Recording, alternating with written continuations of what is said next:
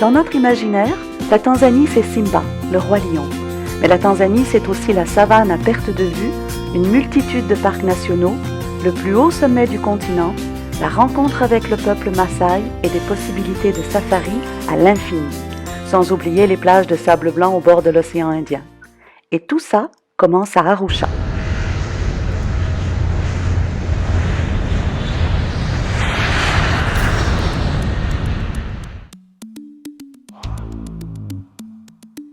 En arrivant à Arusha, c'est le plus souvent les parcs du nord tanzanien qu'on va visiter.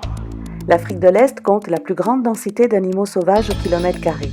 Un itinéraire d'environ 7 à 10 jours sur place permet donc d'inclure les lacs Manyara et Natron et le parc du Tarangire, célèbre pour sa population d'éléphants, mais aussi le cratère du Ngorongoro, cet ancien volcan qui a implosé il y a des millions d'années, aujourd'hui une aire de conservation regroupant presque tous les écosystèmes dans ces 260 km².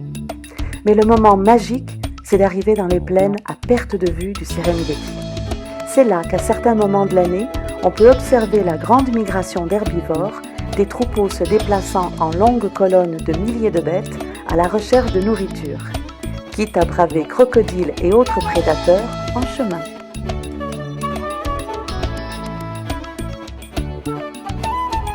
Un safari, c'est vivre au rythme des animaux.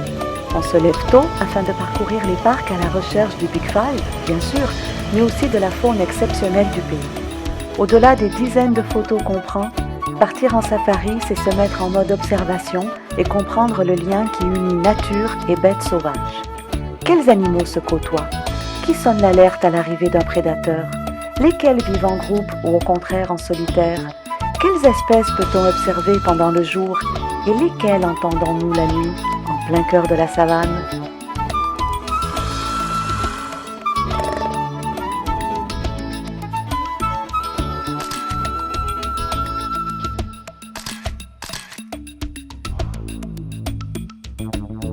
Impossible d'imaginer un voyage en Tanzanie sans une rencontre avec le peuple Maasai.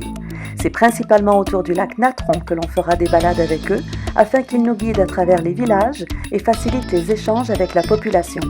Les randonneurs peuvent également partir en excursion de quelques jours au cœur du territoire Maasai, dans un décor entre cratères et lacs. À la recherche d'un plus grand défi? L'ascension du Kilimandjaro, plus haut sommet africain, vous fera passer de la jungle au glacier en quelques jours de trek. Plage de sable blanc, eau chaude turquoise, quelques jours au bord de l'océan Indien viennent compléter le voyage. Un vol d'une petite heure vous emmène à Stone Town, vieille ville historique à l'architecture swahili, mélange d'influences africaines et arabes. Zanzibar est aussi l'île aux épices, et la visite d'une plantation permet de voir à quoi tout ça ressemble avant de finir en petit contenant dans votre cuisine. Mais c'est du côté est de l'île que se trouvent les plus belles plages. Tranquillité et petits villages au sud, activités et plongées sous-marines au nord, les journées s'écoulent paisiblement en regardant les petits bateaux de pêcheurs tanguer sur l'eau et les habitants se déplacer en longeant la côte, les pieds dans le sable. Bienvenue en Tanzanie.